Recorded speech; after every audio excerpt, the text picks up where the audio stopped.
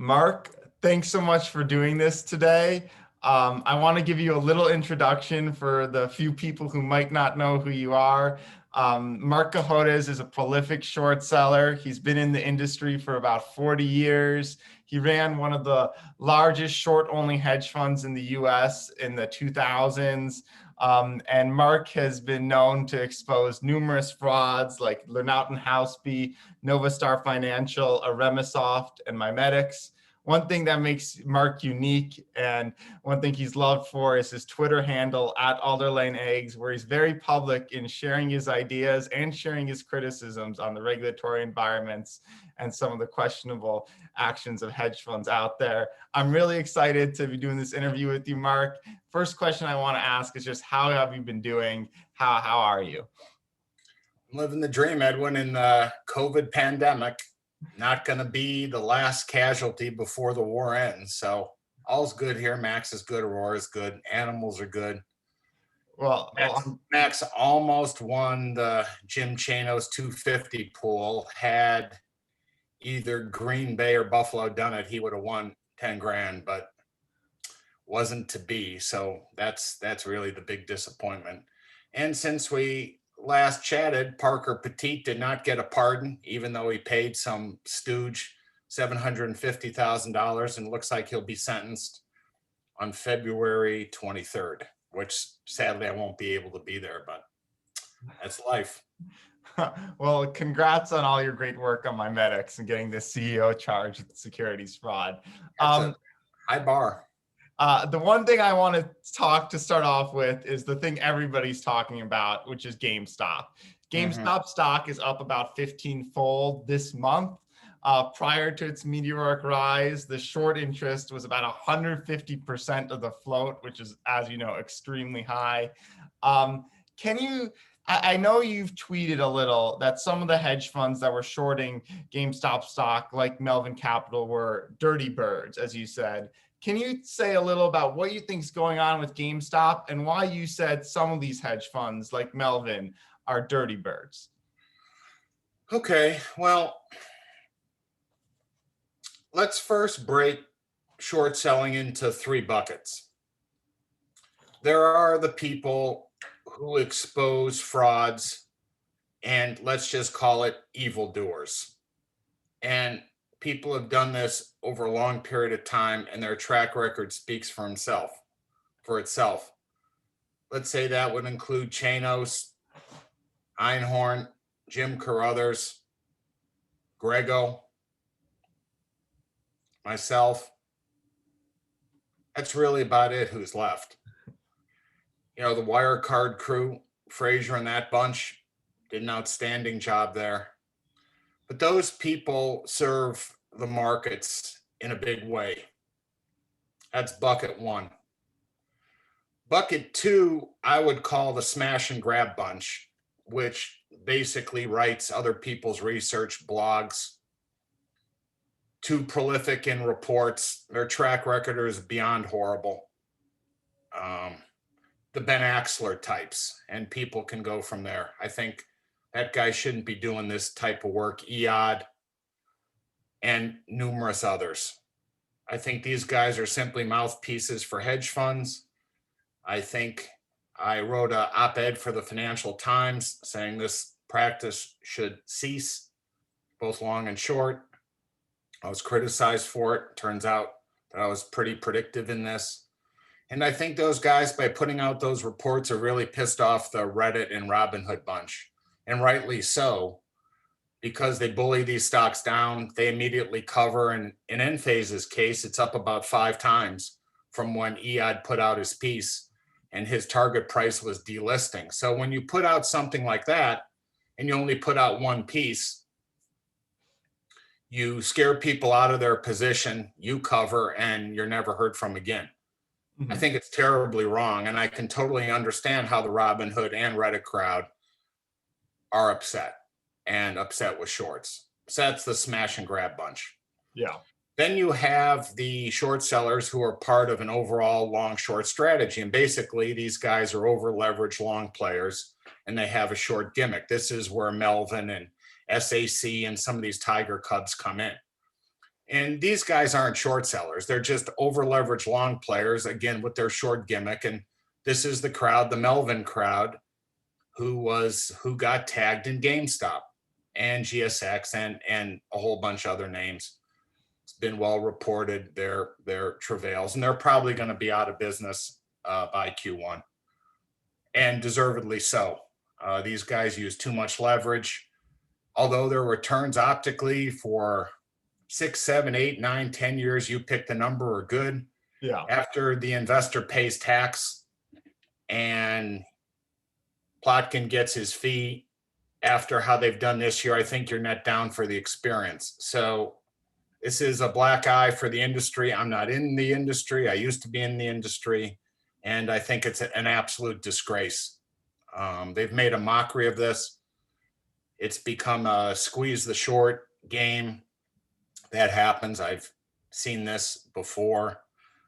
But the villainization towards the legitimate shorts, I think, is really sad, and it's bad. And I think there'll be so few real short sellers left after this. It's sort of sad, because these folks work their asses off. They're my friends. I've known them for a very long time, and they're probably, a bunch of them are going to be out of business, which is unfortunate. But if that's what the world wants, that's what the world will get, and we'll see the ramifications of it somewhere down the line. Mm-hmm. When I use the term dirty birds, I don't like the way these guys play pool. I don't like the way they play ball. I don't like the stories they tell. I don't like the run in front of trades. I don't like the run in front of reports. I hate it all. SAC didn't pay $1 billion to the government because the sun was bright and there were no clouds in the sky. And I hate it. I hate this legendizing these people. They're not legends. They use way too much leverage. There's way too much prime brokerage leverage in the system. And when it unwinds, people see what happens in a week like this. And it's not good. It's not good. It scares people. It takes people's focus off the ball. The Cartoon Network, AKA CNBC, makes it look like the French Revolution against the fat cats. I mean, the fat cats are the guys who own the sports teams. Short sellers don't own sports teams. I'll tell you that. They do this for a purpose. They do this because they try to defend the person who needs defending, whether it's subprime mortgage or subprime education or payday lending or the prison system or giving people bad drugs or using a catheter that kills a dozen or so people. It's in Penumbra. I think Grego does an outstanding job. You're not going to get rid of Grego. You're not going to get rid of me. I don't have a fund. I don't want to have a fund. I've been there, done that. But, they have people like you who speak out and who publish stuff, but it's going to be a dangerous time for a while, because until people get the narrative straight of what's really going on, the so-called hero villain motif is going to be very confusing till people want to get their facts right. And right now their facts aren't right. So. Absolutely. Marc, you've been pretty active in tweeting at Dave Portnoy, saying you want to expose what's going on with Citadel, that you have the docs to prove what's going on with Citadel. I didn't say I have the docs. I said I have the facts. You have the facts. Documents and facts are different. Okay. I have the narrative, and I have people who've come forward to me who used to be there. So I don't have documents. I don't want to get involved in that game. But he has a very big microphone. He is the guy. He is the champion of the common man right now.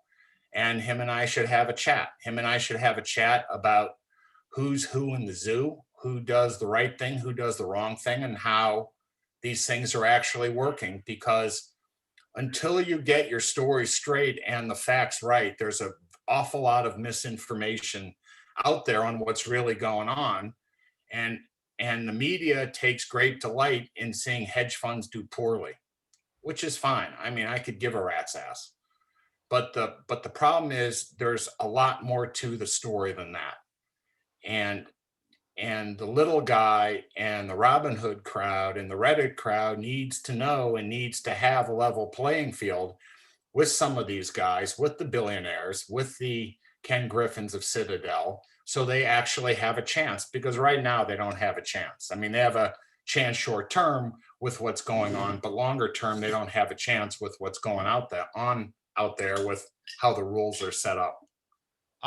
So let's just get into can you just explain maybe the basics, not go into it too much, but the basics of what you think Citadel is doing wrong or potentially doing wrong? Um,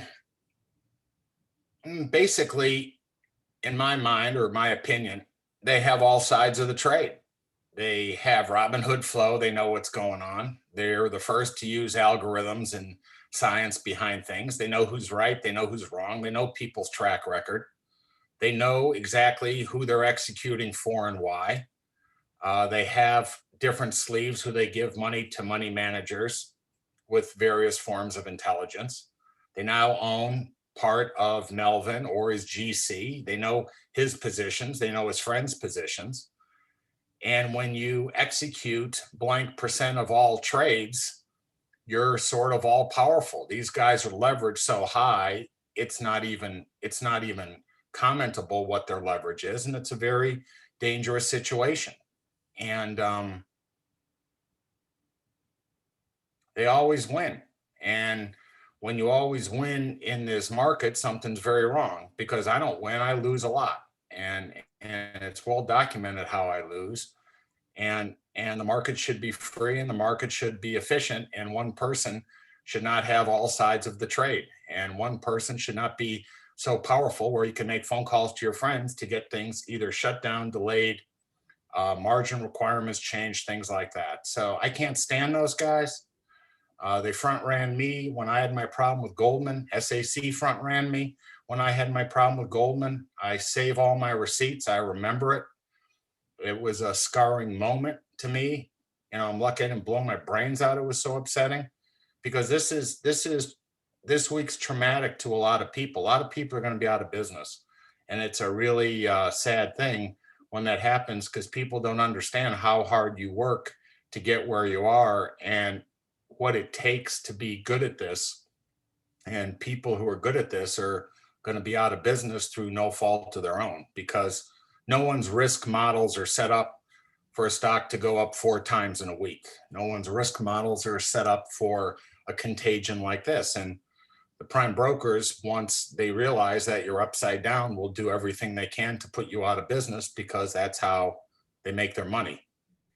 And that's and wait a minute, and that's well documented in the deposition I made in the Overstock versus Goldman prime broker suit on what these guys do. So it's complex stuff. The media tries to dummy it down and simplify it. It's not so simple, and it's treacherous out there. So Marc, you previously ran a fund, Copper River. It did really well until I believe late 08. Late 08, you know, and then my understanding is you had a lot of your cash with Lehman Brothers. Lehman failed. So then your brokers kind of had a discretionary call to say, hey, we're going to pretend like that cash doesn't exist since it's with Lehman. We're going to institute a lot of these margin calls. And then after that happened, there's a lot of controversy over whether they were actually borrowing this. Like, can you explain what the controversy was? Like, what was potentially illegal or immoral about what your prime brokers did? Well, you know, there's a lot to it, and a lot of it is inside baseball stuff. But when the government changed the rules on Reg SHO and restricted what stocks you could short, the financials in the financial crisis, it caused rapid up movements, much like you're seeing today in financial stocks. You know, instead of the list being AMC and American Airlines and GME and Costs or whatever the hell the names are, they were more the financial names, which probably would have gone under, and there were 500 of them. So we lost a terrific sum of money on the day of that ban, and they followed it up with a Reg SHO ban where we lost even more money. So the long and short of it is Goldman changed our haircut, which is the amount of money we needed to have as collateral. They changed it from 30 to 70, and they gave us a margin call, which I could have met, but my cash was tied up at Lehman in London. So Goldman basically covered all our positions as the market was collapsing, much like what's going on with these poor souls and GME and others. And it was a absolute disaster. And they didn't have to do that. It wasn't a Fed call, it was a house call. And I think Goldman did it, and Citadel front ran it, and SAC and his chump friends front ran it. And it was a disaster for me. And it's a disaster that I'll never forget. And I always say I save my receipts. So when these guys are now having their turn in the barrel, they get to get me just for the price of admission, because I have a long memory, and I didn't like what those rat bastards did to me, and I will do what I can to help the government or others shine a light on some of this behavior, which I think is unsavory. So they didn't get rid of me. I didn't kill myself, and I think I'm better than ever. And I'm not as quick as you. I'm not as smart as you. I'm not as fast as you, but I have a lot of savvy and I have a lot of experience. And if someone like Portnoy or Elizabeth Warren or Maxine Waters wants to hear what really goes on, here we go. So, Marc, I never want to be on your bad side. You alluded to it earlier that Robinhood, they restricted trading on GameStop. There seems to be a lot of mixed explanations, where part of it is Robinhood was have issues meeting margin requirements with their clearing broker, I believe Apex Clearing, but then they also kind of said we are trying to protect investors, which contradicts that narrative a little. The SEC put out a statement earlier today, and I'll read to you part of it. It said, the commission will closely review actions taken by regulated entities that may disadvantage investors or otherwise unduly inhibit their ability to trade certain securities. That seemed like a pretty clear shot at Robinhood. Elizabeth Warren was posting letters online today asking the SEC, what's going on? How have you been doing your job? It looks like there's going to be congressional hearings on this. If you had the opportunity to, would you want to go to Congress and say what's going on? And if you got in front of Congress, if you got in front of the SEC, if you got an audience, what would you tell everybody about Robinhood, about what happened, and about the regulations needed to fix this? So my expertise is more short selling and what goes on there and how people get screwed and the role of shorts in the market. That's my real bailiwick. Generally speaking, I could speak to the Robinhood fiasco, if you will, if that's what you want to call it. Yeah. I mean, generally, you should not halt or stop trading on any given security at a firm unless you do it for all firms. Yeah. So it seems that Robinhood sort of screwed their customers in limiting opening transactions in the list of stocks. All they had to do, and we can play act, if I ran Robinhood and you were the floor boss, I would have said, Edwin, we have too much exposure on GME, American Airlines, whatever the names are. We need to raise house margin requirements. Let's go from full cash, right, where you have all the cash in your account to support the price of GME. Let's go to 400% margin on GME, which means if you want to own $100,000 worth of GME stock, you have to have $400,000 in your account, which covers Robinhood theoretically against losses or movements or options or this, that, and the other, and say, hey, if you want to trade GME or these kind of names, BlackBerry, knock yourself out. Love to take your order. But you have to have 4 times the amount of cash on hand than you do in the securities you trade, because we have to cover our asses. We don't want something to happen out of volatility and we're left holding the bag. So instead of restricting trading in names to one class of investors, they should have just simply raised margin requirements. And if they would have raised margin requirements, then the investor would say, I want to play and I'm willing to put up this money, or I don't want to play. There's nothing that forces adults to buy or sell GME. But the problem is when you go and restrict it and say you can't buy it, and Goldman Sachs can go sell it, and Goldman Sachs can go short it, and JP Morgan can sell it, and JP Morgan can buy, short, do whatever they want, you put your customers at a severe disadvantage. And I think that's very wrong.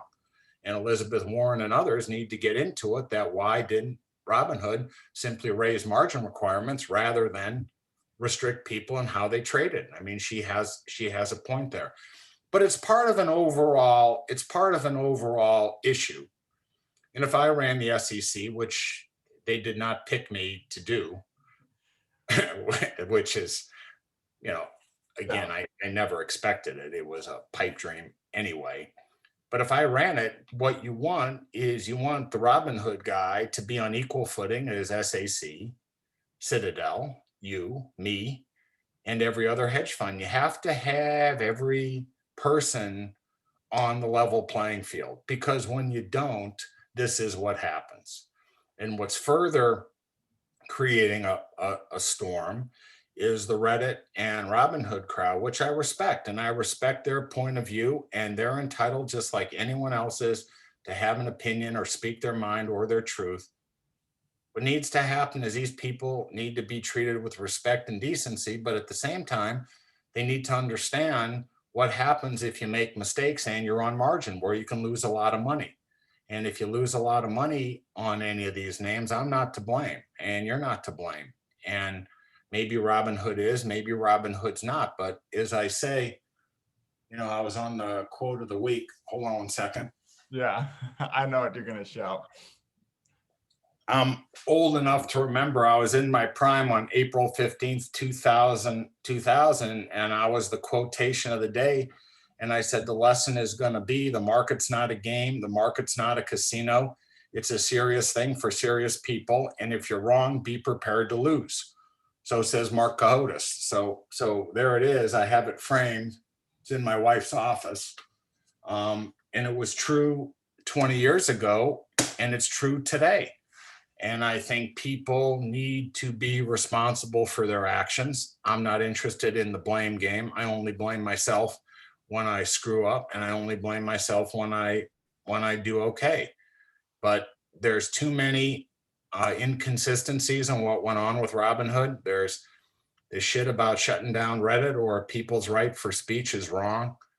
And it needs to be fixed, and it needs to be fixed fast, and it should be a bipartisan thing. And they need people like myself and Chanos and Einhorn and others to speak out about the value of what we've done over, in my case, 40 years.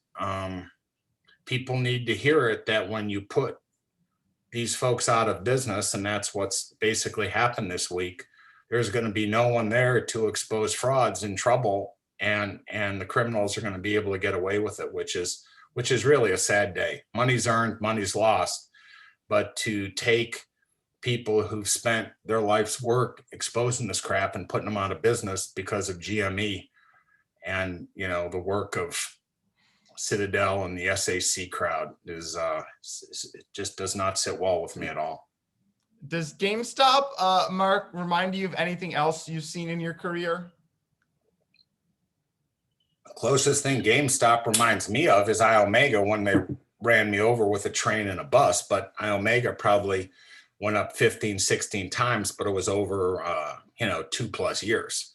It was that kind of parabolic move. The move that GameStop's made in a very short period of time is just downright scary. And the problem is, and I don't want to make this too complex for your listeners, is in the past, if I wanted to short Concordia, which was a Canadian fraudulent pharmaceutical company, which went to zero, and the motherfucker sued me for defamation, which was thrown out, Mark Thompson, you'd say, what's your risk in Concordia? And when it was 75, I said, maybe they take this thing to 100, maybe they can take it to 110. What GameStop has taught everybody, or GSX has taught everybody, or BlackBerry's taught everybody, is the old metrics are now thrown out. When you used to short more if it would go up, now it's anything goes, because people are going to have the scars of this GME in their head, and people will take smaller positions, if at all, or avoid the names, and no one's going to care. Institutions aren't going to invest in the strategy. and people aren't going to do it individually because it's so goddamn difficult. So I've seen it before. I've seen moves like this before, but I've never seen moves like this in such a concentrated period of time. And it's downright frightening, dangerous, and scary.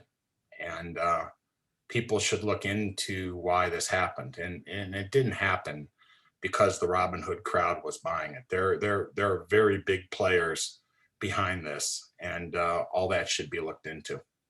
One name that kind of pops up a lot, especially more in the small cap, low float, short squeeze type situations, is an extremely secretive hedge fund called Renaissance Technologies. I know this is a little more speculative, so it's not really fair to ask you about it, but do you have any opinion on like what Renaissance might have played here? Or do you think that they're kind of doing their own thing and are completely separate? I just don't know. I have no I know who they are. I know what they do. Thing about them, which bothers me, and I get trolled and backclapped by Zuckerman, who wrote a book on Simmons, Yeah. mathematician.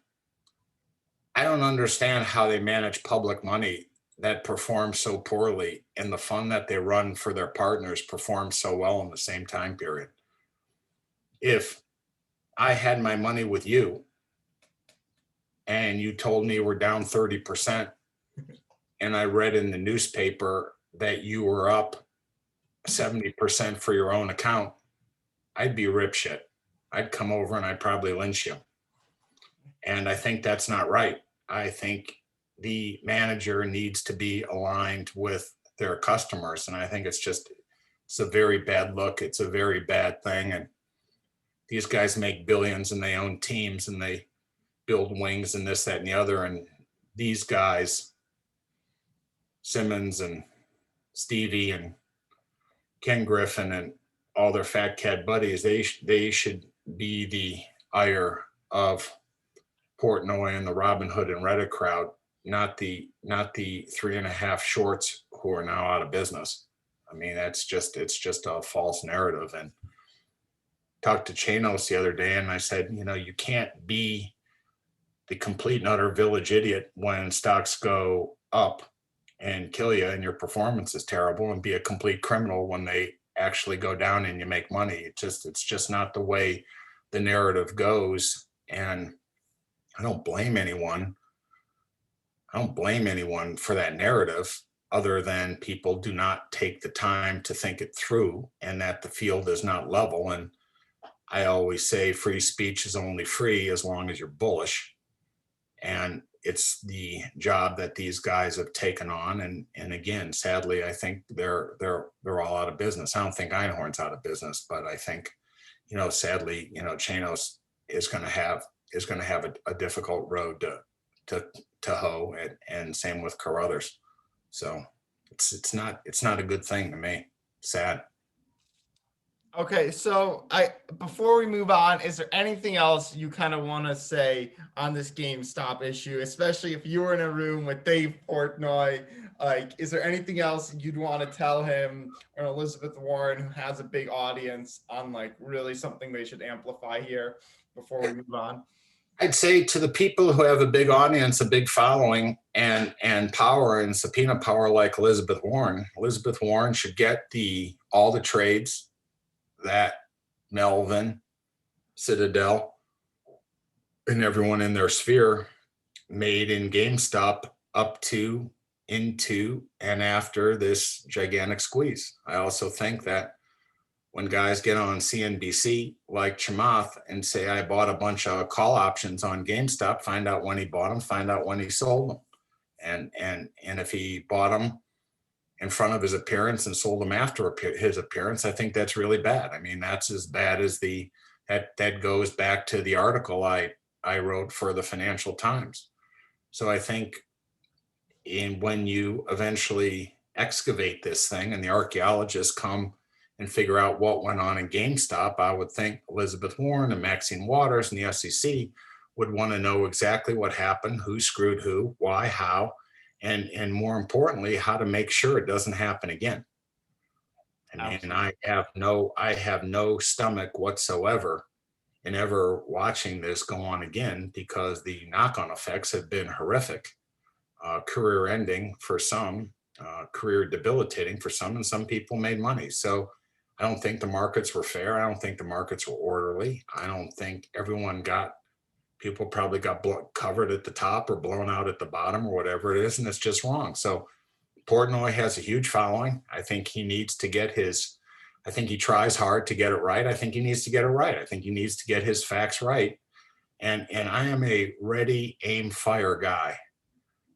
I'm not shoot, ready, aim. And too many people on the Cartoon Network are shoot, ready, aim. And these clowns wanted to close the market when it was going down. They were in a panic and they said, well, the market should just be closed. No, it shouldn't be closed. And Robinhood shouldn't have closed trading in those stocks. You just gut through it, and whatever it is, and let the markets be free, let speech be free, and let things correct on a self-correcting mechanism. And if you make, great. And if you lose, too bad. Dust yourself off and come back and fight another day. Okay, this has been great. Let's talk about the state of short selling a little. This morning, Andrew Left of Citron Research, who's been publishing short bias research for the last 20 years, who's exposed a lot of wrongdoing, was very early on Valiant, among others, said he's no longer going to be publishing short reports. Part of the reason he cited was a little bit of hostility he got when he was talking about GameStop. What do you make of that announcement, and what do you think like the future of activist short selling is looking like now? Well, I mean, he's just reflecting the reality of what we've talked about. I think if he said to short anything right now, it would probably be up 60% in 5 minutes. So I think he's smart enough to realize that. I go back to Left when he was a young man, probably about your age, when he used to run something called Lemonhead. And he was very small and he was just starting out, much like yourself. And I've always liked him. He's funny. He speaks his mind. I like him. I really do. I don't always agree with him. And a lot of his stuff I could care less about because it has nothing to do with me. But he tries hard to get it right. And the reality of it is that he's now a huge target, and he's gotten people's attention on this GameStop thing. I think he had admitted he got it wrong. I think he admitted he covered it. The personal attacks he's done aren't right by people, and I think people should behave. I don't think they should send pizza to his house every 15 minutes, 24/7. I think that's beyond harassment, and they did some other stuff which is really troubling that I'm aware of. I think the state of activist short selling, with the exception of, let's say, a Grego or a Frazier, if he has a campaign. I mean, that guy, you can love him, you can hate him, but he doesn't give up. I mean, he's lost his mind many times over. But he once he gets his teeth into something, he doesn't let up. Same thing with Grego. I think it's over. I think it's over for Carson. I think it's over for Nate Anderson. I think it's over for all these guys because they can put stuff out. They put stuff out once, goes down for 3.5 minutes, and then it flies, and then you don't hear from them anymore, and it's going to be over for everyone like them. Shouldn't necessarily be over, but I think that's the reality of it. I mean, the reality of it is everyone's a huge target, and people now see what happens with this GME or AMC or BlackBerry, and you can't play baseball in a hurricane. You just can't. And I know the energy and the work that Grego has put in Penumbra and Aurelius and myself, and I'm not done with Penumbra by any stretch of the imagination. And I don't think Grego or Aurelius is either. But the reality of the situation, as I said, you can't play baseball in a hurricane. There's a whole lot more information that I'm sitting on, at least. And I think I will at least wait, or would suggest to Grego at least wait for the shit to die down and for the markets to normalize, to then come with additional information. I mean, people say, what about Penumbra? What about Penumbra? I'm not a fucking babysitter, and I don't hold people's hands. And I've lost plenty on the thing on this move. What you got to understand is, the facts are going to speak for themselves, and the story sometimes takes a while to play out. No one ever thought the FDA was going to recall the catheter that kills people. And then when it happens, the sell side stooges play games, and the guys who own it, if they don't think it's a big deal, they bought more stock. So the state of the short selling community is just an absolute disaster. I mean, that's just the fact of the matter. It's a disaster right now. To briefly hit on Penumbra, for those who don't know, Penumbra is a roughly $10 billion market cap catheter maker. One of their catheters has been linked to like 18 deaths over the last few years. Penumbra said it was safe, but then Gabriel Grego of Quintessential Capital Management put out this report highlighting the issues. And then a few weeks later, they issued a recall. The stock went down, but now it's back to all-time highs. What do you think the end game is on Penumbra? Is this a zero? Is this a $50 stock? Are people going to go to jail, or is it going to be a fine? How bad is it? What are you trying to get me sued? First of all, nothing goes to zero anymore. I think the GME thing, if there's no other lesson to that, when stocks get to a certain level, by all means cover them and don't hang around. These guys could have covered GME, but a combination of arrogance and greed could have prevented this whole thing. When you think something, everyone talks about a zero. I was one short child world back in the day. This is a true story, and it was a takeover by Roy Disney. And they wanted to take them over. I sent them a bunch of information. They walked from the bid. Stock went to 2. One day, the stock goes from 2 to 3 on a story that Disney was going to acquire them at 5. And I called them up. I said, here's the story going around. I know you can't tell me anything, but do you need any more information? He goes, Mark, I can't tell you anything, but I will tell you this. People will pay $3 just to see 2 rats fuck. And in this day and age, people would probably pay $5 or $6 just to see 2 rats fuck. So Penumbra is not a zero. They don't have debt. They don't generate cash. I think that their business is dog shit. I think the balance sheet is dog shit. I think they're going to have a huge problem with this catheter that killed people. And I think there's more on the way. I think there's an issue with the docs who they've paid, and there's some disclosure issue. I think that'll come there. There's all sorts of stuff coming. I mean, I think it's lower. Stock's roughly 260. I've seen it at 170. It was just 310 earlier in the week, and it's been a hard ride the last 2 weeks, but it's no different than everything else, which is a problem. Not everything should be flying, and it's been a very difficult week for an awful lot of people.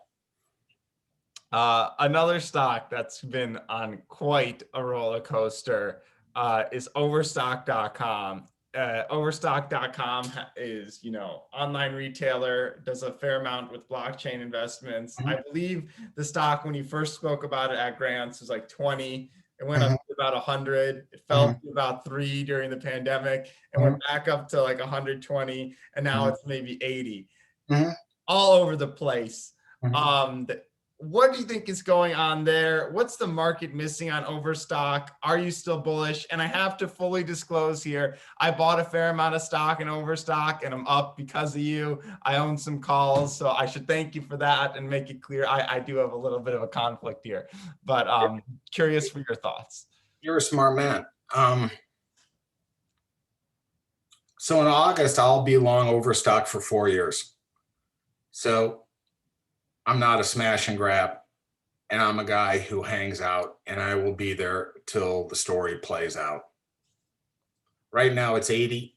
Earlier in the week, they announced that they're taking their Medici assets and they're putting them in a limited partnership run by some venture capital guys. Wall Street valued those assets at 0. They're clearly worth more than 0. The stock's probably up 20 points or 15 or 18 points this week. It's been a very good week for Overstock.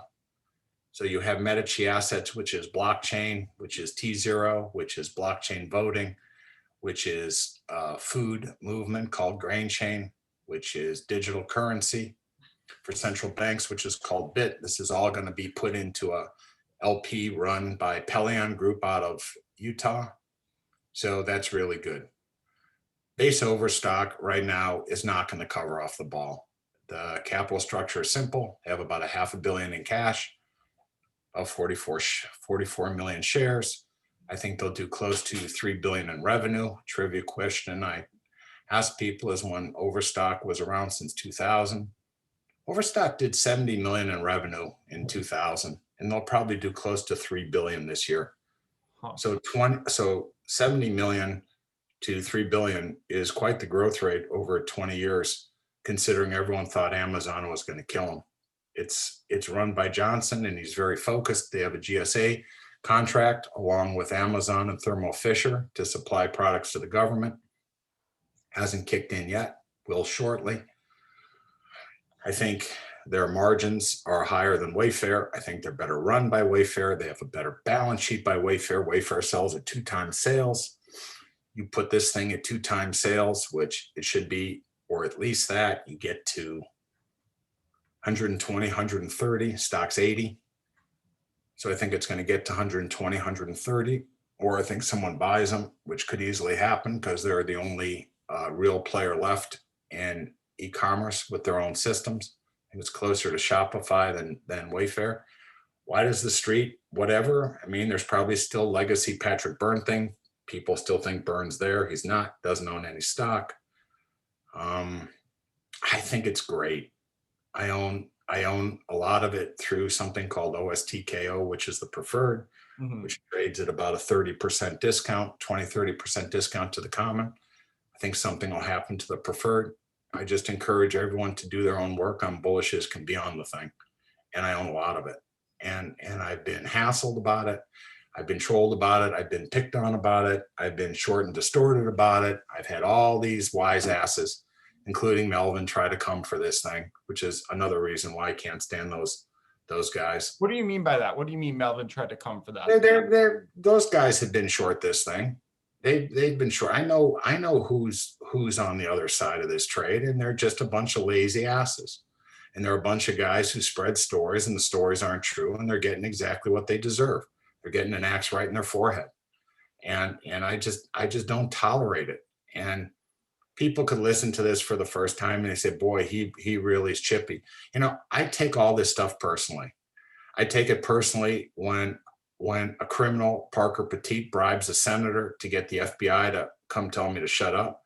I take it personally when they threaten to kill me. I take it personally when they threaten my son. I take it all personally because it's serious ass business. And that's just the way I am. And I'm patient and I'm steely and I don't forget. I don't forget who tried to play around with me. So, you know, we'll see what happens, but I like Overstock.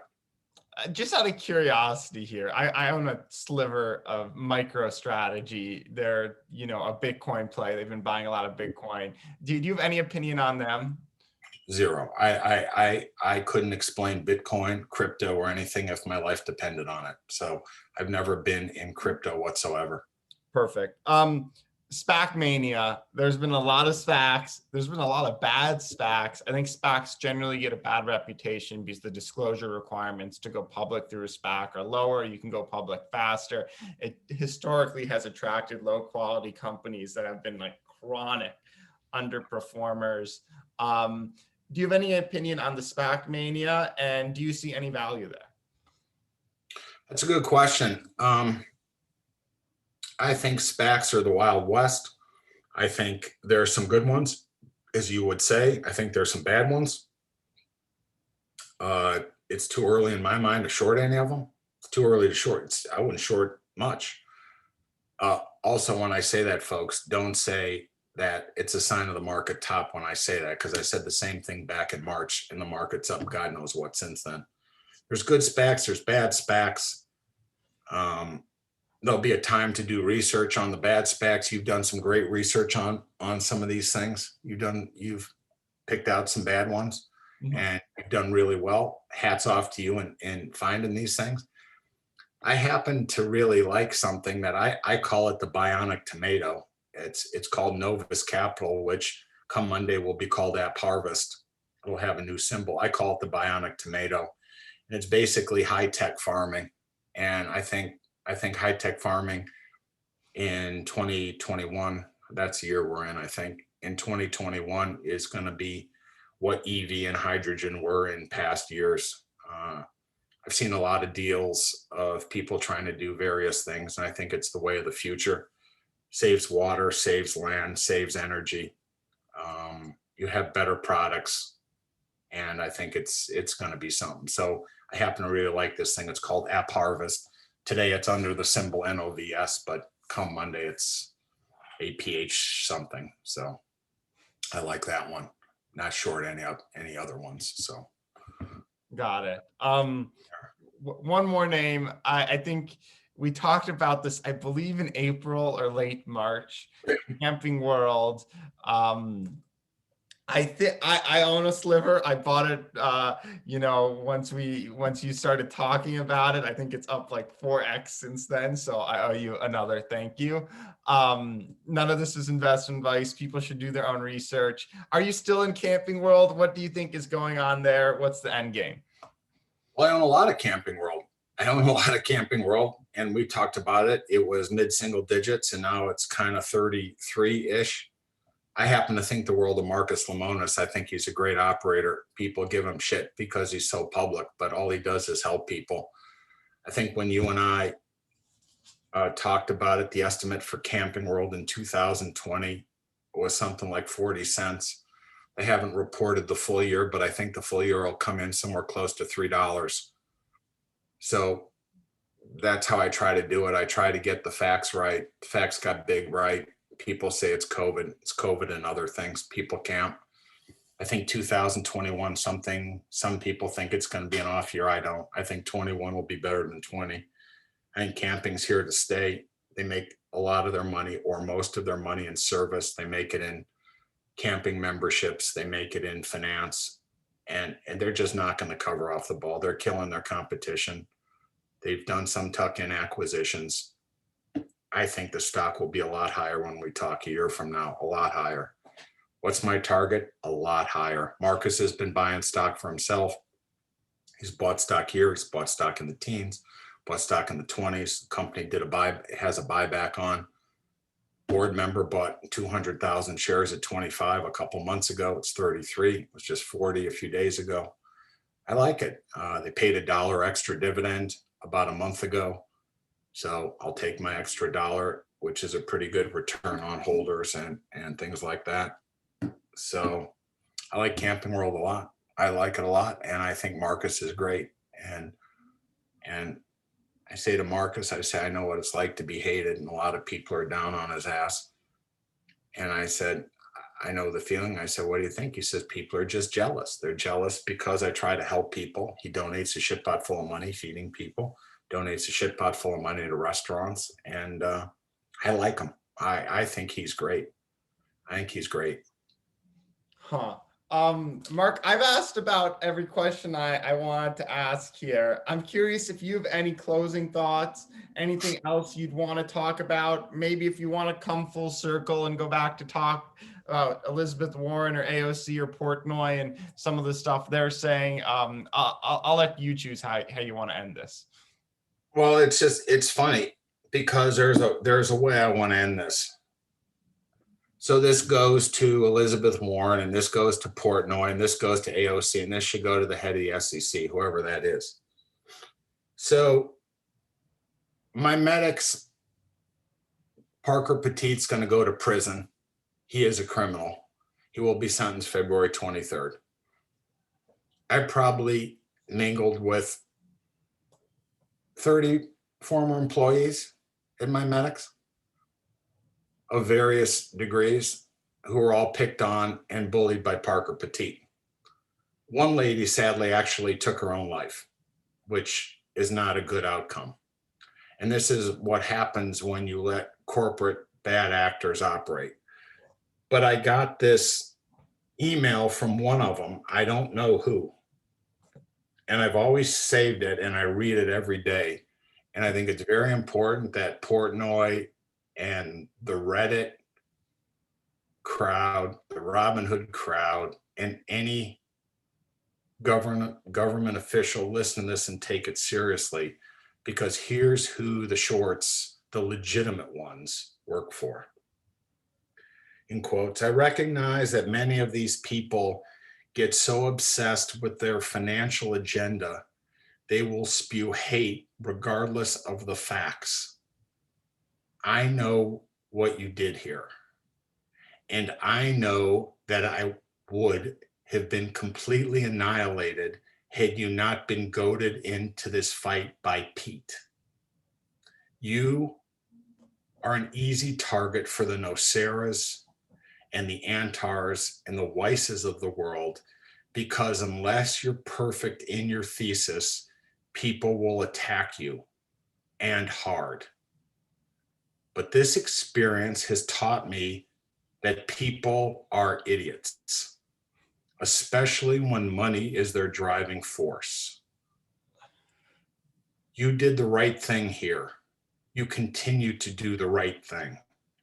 And if these idiots saw once how you care for your son and your wife and the people who you're loyal to, they would be ashamed of themselves. I think people should take that to heart when, if you ever want to villainize me or others who try to expose these bad operators. There's a human side to this that goes far beyond money, that real people are getting destroyed by some of these criminals in corporate America. And when you take people out of the game who expose this, not people who claim they expose it, not these pretending smash and grab clowns, real guys who put it all on the line, who have to live through the threats and things like that, you know, you allow these criminals to win. You allow the bad guys to win. And, you know, until I drop or until they put me in the ground, I will keep fighting. But the fight, you know, the fight's hard, you know, and the fight's mighty. And people should take this shit to heart, that there's far more at play here than money and messing with people. I mean, there's real guys who do real things, and it was a huge setback this week. Huge. Absolutely. Well, Marc, I think that's a great way to end it. I've really enjoyed this. I've learned a lot. Thanks so much for your time. And anybody watching this, it's mandatory. You got to go follow Marc on Twitter at Alder Lane Eggs. Just Google Marc Cohodes. It'll come up. Probably my favorite account. So thanks for doing this, Marc. Thanks for having me, Edwin. This is fun. Awesome.